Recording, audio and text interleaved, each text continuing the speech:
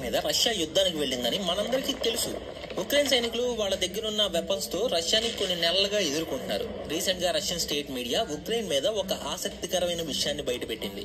యుద్ధ సమయంలో ఉక్రెయిన్ సైనికులు ఎవరూ ఊహించని ఒక వెపన్ ని ఉపయోగిస్తున్నట్టు వాళ్ళు చెప్పారు. ఆ వెపన్ పేరే బ్లాక్ మ్యాజిక్.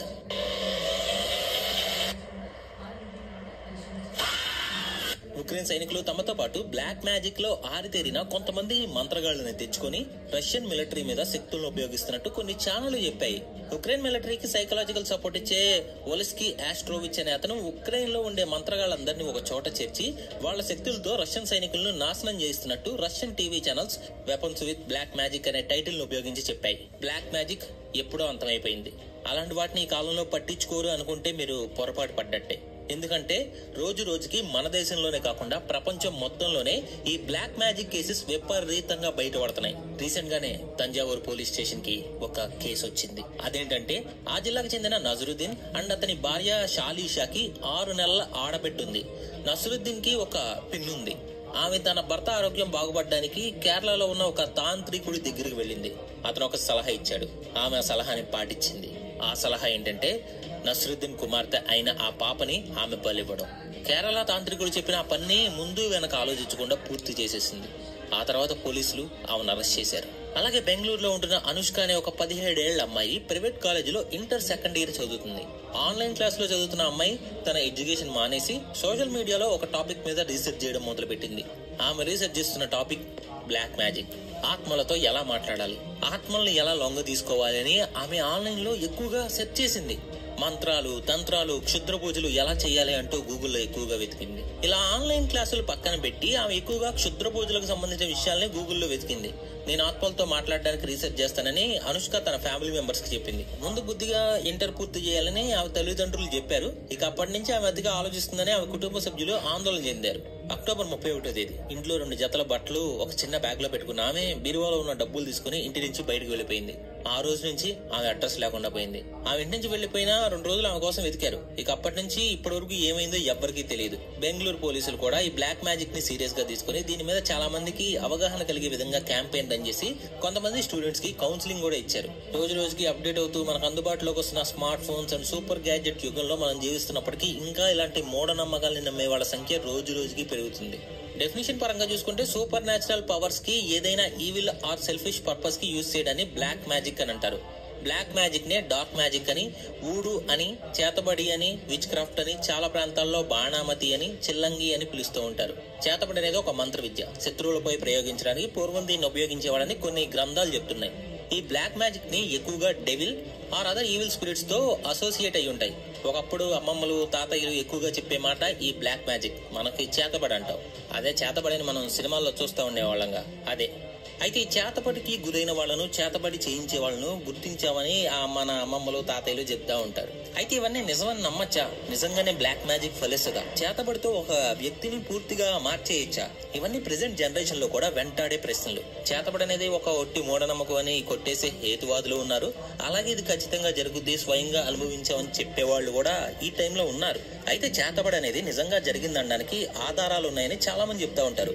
కానీ ఈ మూఢనమ్మకం పేరుతో గ్రామాల్లో అనేక మంది అమాయకులు బలవుతున్నారని హేతువాదులు వాదిస్తున్నారు. హిస్టారికల్ గా చూస్తే బ్లాక్ మ్యాజిక్ అనేది ప్రిమిటివ్ డేస్ నుంచి స్టార్ట్ అయింది. రాబర్ట్ ఎం ప్లేసెస్ రాసిన ఒక మ్యాజిక్ అండ్ ఆల్కమీ అనే బుక్ ప్రకారం స్పిరిట్స్ ని వర్షిప్ చేసే పద్ధతి కొన్ని వేల సంవత్సరాల క్రితమే మొదలైంది. మ్యాజిక్ లో 2 రకాలు ఉంటాయి, బ్లాక్ అండ్ వైట్. ఇప్పుడున్న కాలంలో చాలా మంది మ్యూజిషియన్స్ చేసే మ్యాజిక్ ని వైట్ మ్యాజిక్ అని అంటారు. బ్లాక్ మ్యాజిక్ ని లెఫ్ట్ హ్యాండ్ పాత్ అని, వైట్ మ్యాజిక్ ని రైట్ హ్యాండ్ పాత్ అని పిలుస్తారు. పూర్వకాలంలో అయితే 2 మ్యాజిక్స్ ని ఈవిల్ గా లేదా ఇరిలీజియస్ గా ట్రీట్ చేసేవాళ్ళు. 16th and 17th సెంచరీకి వచ్చేసరికి వైట్ మ్యాజిక్ అనేది ఇప్పుడున్న ఎడ్యుకేటెడ్ అండ్ అప్పర్ క్లాసెస్ కి ఎంటర్టైన్మెంట్ గా ప్రొవైడ్ చేస్తూ పాపులర్ అయింది. కానీ అప్పటికే బ్లాక్ మ్యాజిక్ పై ఉన్న రెప్యుటేషన్ వల్ల చాలా సొసైటీస్ బ్లాక్ మ్యాజిక్ ని క్రైమ్ గానే డిక్లేర్ చేశారు. ఆ కాలంలో వాళ్ళ శత్రువుల్ని నాశనం చేయడానికి ఈ బ్లాక్ మ్యాజిక్ పద్ధతిని ఎక్కువగా ఉపయోగించేవాళ్ళు. తోటి నైబర్స్ తో పడని వాళ్ళు వాళ్ళ శత్రువుల్ని ఆర్థికంగా, ఆరోగ్యపరంగా నాశనం చేయడానికి బ్లాక్ మ్యాజిక్ ని రహస్యంగా ప్రయోగించేవాళ్ళు. బ్లాక్ మ్యాజిక్ చేసేవాళ్ళు కొన్ని రకాల ప్రాక్టీసెస్ ని ఫాలో అవుతూ ఉంటారు. ఇందులో మొదటిది ట్రూ నేమ్ స్పెల్స్. ఈ థియరీ ప్రకారం ఎవరైనా వ్యక్తి యొక్క ట్రూ నేమ్ తెలుసుకుని ఆ పేరుని వాడుకొని కొన్ని మంత్రాల ద్వారా అతన్ని కంట్రోల్ చేయొచ్చు. రెండోది ఇమ్మోర్టాలిటీ రిచువల్స్. ప్రపంచంలో ప్రతి జీవికి లిమిటెడ్ లైఫ్ మాత్రమే ఉంటది. మనలో ప్రతి ఒక్కరికి చావు అనేది లేకుండా ఇమ్మోర్టల్ గా బ్రతకాలనే కోరిక ఉంటది. మనం ఎప్పటికీ ఇమ్మోర్టల్స్ గా ఉండొచ్చు అనే భావించే వాళ్ళు ఈ ఇమ్మోర్టాలిటీ రిచువల్స్ ని ఎక్కువగా ఫాలో అయ్యేవాళ్ళు. తమ లైఫ్ ని పెంచుకోవడం కోసం వేరే వాళ్ళని బలిస్తే ఆ చనిపోయిన వారి లైఫ్ కూడా వాళ్ళకి యాడ్ అవుతుందనే మూఢనమ్మకం ఇక్కడి నుంచే మొదలైంది. ఇందులో భాగంగానే నరబలులు, జంతు బలులు మొదలయ్యాయి. మరి కొంతమంది అయితే ఈ రిజల్ట్స్ ని టెస్ట్ చేసుకోవడం కోసం సూసైడ్స్ కూడా చేసుకున్నారు. మూడోది నెక్రోమాన్సీ. ఈ పద్ధతిలో ఆల్రెడీ చనిపోయిన వాళ్ళని తిరిగి బ్రతికించవచ్చు అని ఉంటది. నాలుగోది కర్సెస్ అండ్ హెక్సెస్. ఈ పద్ధతిలో తమ మనసులో ఏదనుకుంటే అది ఖచ్చితంగా జరిగిపోతుందని ఉంటది. అంటే తమ శత్రువుకి చెడు జరగాలని, తమకు ఇష్టమైన లవర్ కి తనకి ఎలాగైనా దక్కాలనే వారి కోసం ఈ పద్ధతి ఉంది. ఇక అప్పటి నుంచి ఇప్పటి వరకు ఎవరైనా అంతు చిక్కని అనారోగ్యం బారిన పడితే దానికి కారణం బ్లాక్ మ్యాజిక్ అని చాలా మంది నమ్ముతూ వచ్చారు. దాని నివారణ కోసం మంత్రగాళ్లను సంప్రదిస్తారు. మన భారతదేశంలో కూడా ఈ బ్లాక్ మ్యాజిక్ తాలూకు మూఢనమ్మకాలు విపరీతంగా ఉన్నాయి. చేతబడి చేయడంలో భాగంగా ఒక మనిషి బొమ్మను తయారు చేస్తారు. దాన్ని మంత్రించిన సూదులతో గుచ్చుతారు. అలా చేయడం వల్ల అదే బాధ చేతబడి ప్రయోగించిన వ్యక్తికి కూడా కలుగుతుందని మంత్రగాళ్ల నమ్మకం. బ్లాక్ మ్యాజిక్ పేరుతో మంత్రగాళ్ళం అని చెప్పుకునే వాళ్ళు జనాల్ని మానసికంగా భయానికి గురి చేసి లేనిది ఉన్నట్టు ఉన్నది లేనట్టు చెప్పి ప్రజలను సైకలాజికల్ గా డ్యామేజ్ చేయడం మొదలుపెట్టారు. అర్ధరాత్రుళ్ళు మంత్రతంత్రాలతో క్షుద్ర పూజలు చేస్తూ ఆవాహయామి అంటూ జపిస్తూ రహస్యంగా పెద్ద పెద్ద హోమాలు చేస్తూ శ్మశానాన్ని వేదికగా చేసుకుని చేతబడిని చేస్తున్నారు. తమ శత్రుపై పగ తీర్చుకోవడానికి చేసే తంత్రాలను చేతబడిగా చెప్తారు.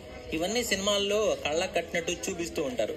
వాళ్ళ శత్రువులకు హాని జరగాలని, వాళ్ళని ఈ లోకం నుంచి పంపించేయాలనే చెడు ఆలోచనలతోనే ఈ బ్లాక్ మ్యాజిక్ ని ఉపయోగిస్తున్నారు. వీటి ఆధారంగా ప్రజలు మాయ చేసే మంత్రగాళ్లు, భూత వైద్యులు కూడా ఏర్పడ్డారు. అలాంటి వారికి విపరీతమైన గౌరవం ఇస్తూ వారితో భయపడుతూ ఉండడంతో వాళ్ళు ఇంకా వ్యాపారం చేస్తున్నారు. మన ఇంట్లో ఏదైనా చెడు సంఘటన జరిగినప్పుడు ఆ సంఘటన చుట్టూ కథలు అల్లుతారు.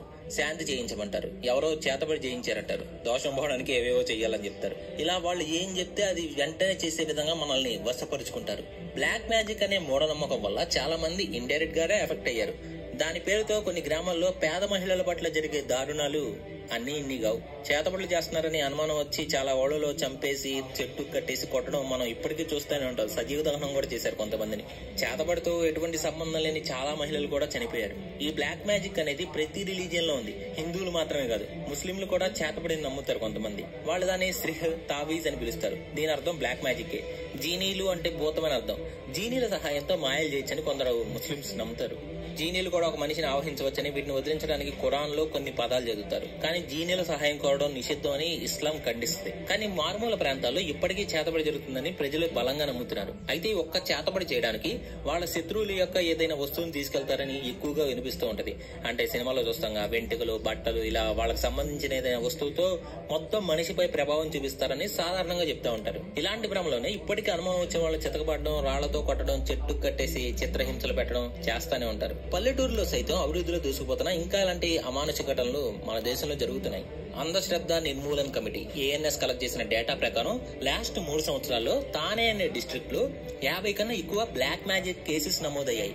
ఈ కేసుల్లో డబ్బులు నష్టపోయిన వాళ్ళు, ప్రాణాలను కోల్పోయిన వాళ్లే ఎక్కువ మంది ఉన్నారు. పాండమిక్ లో కూడా ఇలాంటి సంఘటనలు ఇంకా ఎక్కువ జరిగాయి. అస్సాం అండ్ మహారాష్ట్ర మరియు జార్ఖండ్ వంటి రాష్ట్రాల్లో పాండమిక్ లో జాబులు కోల్పోయిన వారు తాంత్రికులుగా మారిపోయారంట. మెక్సికోలో మెర్సిడో సొనారా అనే ఒక మార్కెట్ ఉంది. ఇది ఒక విచ్ మార్కెట్. మన మార్కెట్ లో ఫ్రూట్స్ అండ్ వెజిటబుల్స్ దొరికినట్టు ఇక్కడ ఎముకలు, పుర్రెలు అంటే స్కల్స్, స్కెలిటన్స్, బ్లాక్ మ్యాజిక్ కావాల్సిన వస్తువులు, జంతు బలికి కావాల్సిన rabbits, dogs, birds, lizards, cats ఇలాంటి జంతువులు అక్కడ ఉంటాయి. ఈ మార్కెట్ లో విచ్ డాక్టర్స్ అండ్ షామాన్స్ కూడా ఉంటారు. వీళ్ళు ఎలాంటి వాళ్ళంటే వీళ్ళ దగ్గరకు వచ్చే మనుషుల యొక్క ఆత్మలను శుద్ధి చేస్తామని, చనిపోయిన వాళ్ళ బంధువులతో మాట్లాడగలుగుతామని వీళ్ళు చెప్తారు. ప్రతి సంవత్సరం ఈ మార్కెట్ కి వేల మంది జనాలు వస్తున్నారు. జనాల మనసులో చెడున్నంత కాలం ఇలాంటి బ్లాక్ మ్యాజిక్ రిచువల్స్ మన సమాజం నుంచి ఎప్పటికీ. And that's all for today guys. ఈ వీడియో మీకు ఎలా అనిపించిందో కింద కామెంట్ చేయండి.